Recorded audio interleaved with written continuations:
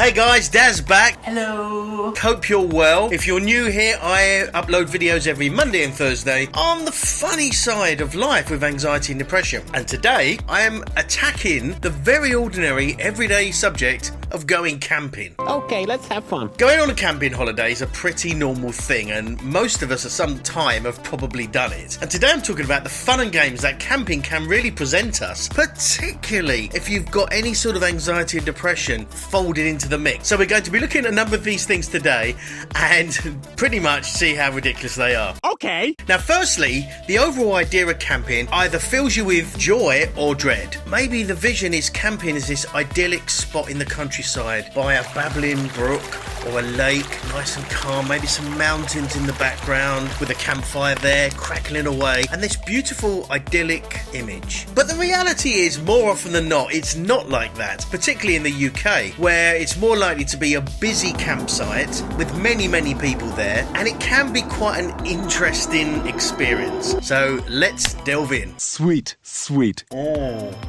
Not sponsored. Which, if I was, would be rubbish. I didn't mention any name. Well done, me. So firstly, let's look at equipment. Obviously, a tent. That's pretty much the first piece of equipment that you need, I would imagine. Dumbass. Tents traditionally were quite a simple thing. Nowadays, they've got multiple rooms and all manner of technology. Some don't even use poles. They're sort of inflatable. It's just a whole myriad of technology. This is where anxiety can initially set in. So someone says, Okay, let's go camping. that sounds like a good idea, with the image of this beautiful idyllic spot with maybe a little fawn trotting up and some rabbit. That's probably just a scene out of Bambi, to be honest. Why are they acting that way? So you go, right, we need to get some equipment. What do we need? This is where I think it gets quite tricky, because if you go to a camping store, the place is amazing, where there's just so much choice of stuff, and you're like, wow, there's amazing tents and amazing sort of cookers and fridges and all this sort of stuff. Yes, sir, I like it. That you can get, obviously, if you've got a few quid, but that choice can be so overwhelming. That's the problem. How many of us going camping? 2 people in our tent. So really need a 2-person tent. But obviously that means you're quite tight. Sexy time. Maybe go a bit bigger and so you've got some room. That's all fine. Then it's all the other equipment, and it's the cooking equipment. Do you go for some sort of camping gas stove, or are you just going to cook on the campfire? Do you just take your normal frying pan and saucepan? No, there's a whole range of camping things, which, let's be honest, are shit. Everything stinks. Because they're about 1/1,000,000 of a millimetre thick, so you put that on the stove or the fire, and immediately whatever you're cooking burns. They're rubbish. I don't know why people don't take their own cooking equipment, their own frying pan, saucepan, which works perfectly well at home. But we feel this need, this necessity to actually get all this kind of funky equipment because it's camping equipment. But that whole thing is quite anxiety driving. It's quite weird. And so the amount of stuff there is available. First problem with that is cost. Second problem is storage. Yes, it's great when you go camping. When you come home, you've got to store all that shit somewhere. If you've got a loft space or a shed or something like that, perfect. But if you haven't, shit, where'd you put all this stuff? Just the equipment is one big fucking headache to start with. So you're at your campsite, you've managed to get your tent up, and you're all settled in. Now, one of the biggest issues I feel is privacy. Or privacy, however you want to say it. Now, if you're camping on the shores of a lake with that fawn and that rabbit, basically in Bambi, That's awful. then you're fine. You're okay. It's all Gucci. Lovely. However, if you're in the UK and you're going to a campsite, you're essentially camping in a field with 100,000,000 other people. The problem is privacy. Privacy, either of those. It's a weird concept because the only thing that's really separating you from the outside world is this thin layer of cloth. It's funny because it's true. And so privacy is gone. Privacy is out the window because any particular sound you make in that tent can be heard outside. Simple as that. There's no soundproofing. Whether that's conversations or, sexy time. Giggity. Nothing at all is private. And so it's easy to be like, just thinking about what people can hear, and you end up maybe just whispering. But it's weird, and it's not a comfortable situation. You're literally all together with just a small piece of material between you all. Very, very weird, very, very odd, and can make you feel quite exposed. Which brings us nicely on to washing. I'm not talking about washing clothes, I'm talking about washing ourselves. You said I could use your bathroom. Now, if you're camping by that beautiful lake and there's Bambi and the rabbit Thumper, we're now definitely in Bambi, Bambi, remember me?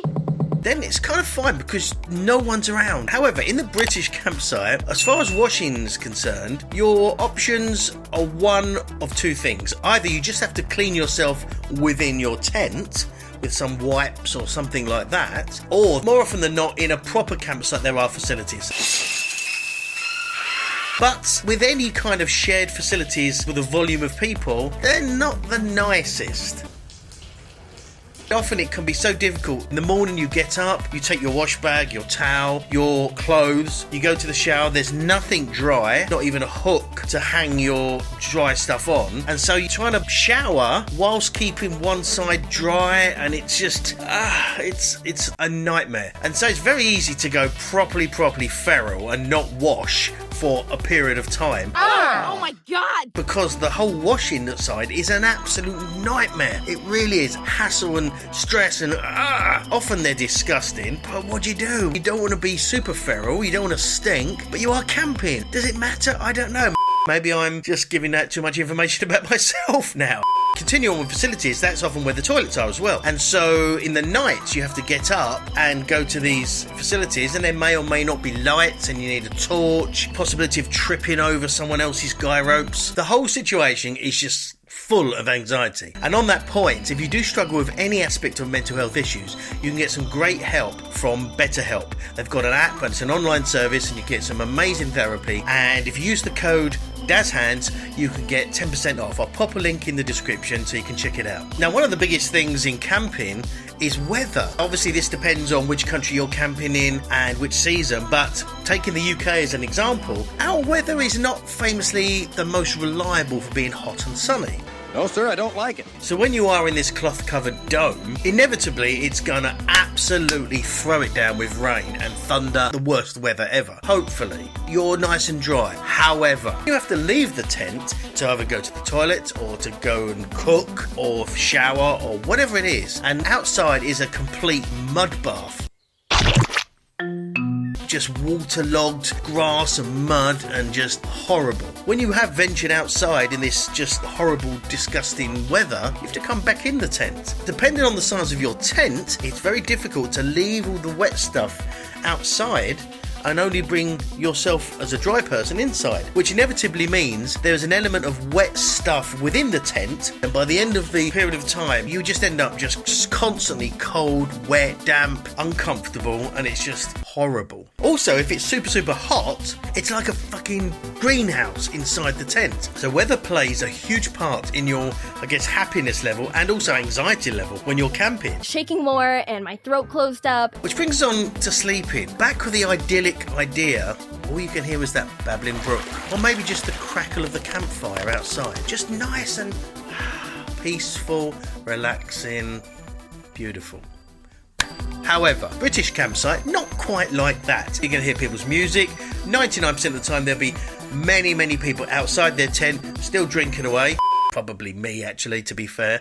Making noise and not really aware of how much noise they're making. As I said, nothing's soundproof, so if you're in the tent or outside the tent, it's still loud. And sleeping can be interesting. One, you've got that noise. Two, depending on the equipment, it's gonna be so fucking uncomfortable. If you've got one of those thin foam mattresses, not comfortable. If you've got an air mattress, in theory comfortable, but it will inevitably deflate, and so you wake up sleeping on the cold ground. For me, sleeping is the biggest problem I have with camping. I like the idea of camping and the campfire and the barbecue and all of that good stuff, but the huge lack of sleep, you don't sleep properly, everything feels damp, and it's just not a pleasant experience. So by the end of the period of time, whether it's a weekend or a week, you're just a wreck, you're a zombie. I am speaking from personal appearance.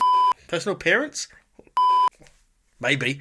I am speaking from personal experience, because you haven't properly slept, haven't properly washed, just this horrible experience. And that, it's depressing. You just feel so shitty about yourself. You're probably eating okay, probably drinking too much if you're in England, and just not sleeping, and you're just this wreck of a person, just this shadow of a human being. if you've got any degree of depression going on, this could just fuel that, and you just end up hating your life by the end of the holiday. And I can't address this whole thing without speaking about cooking. Now, I love cooking. I'm very passionate about cooking. And I mentioned it before about the pots and pans and frying pan, how camping versions are literally shit. But the limitations of cooking pretty much means all you eat really is just barbecue. Which is fine. Barbecue stuff is lovely. You know, burgers, sausages, kebabs, all of that stuff is great. Don't come at me, vegans and vegetarians. But normally you have something else with it. Rice or potatoes or vegetables. Something else other than meat and bread. But that seems to be the only thing we eat when we're camping, is barbecue stuff with bread rolls or bread. I think by the end of the weekend or the week of just eating the same food over and over again, as much as barbecue food is lovely, constantly having the same damn food over and over again, it's just demoralising and depressing. You get to the end of the week and you've not eaten properly, you've not slept properly, you're constantly cold, constantly damp, not washed properly. Hang on, that was a holiday. I just hate my life now. It's horrible.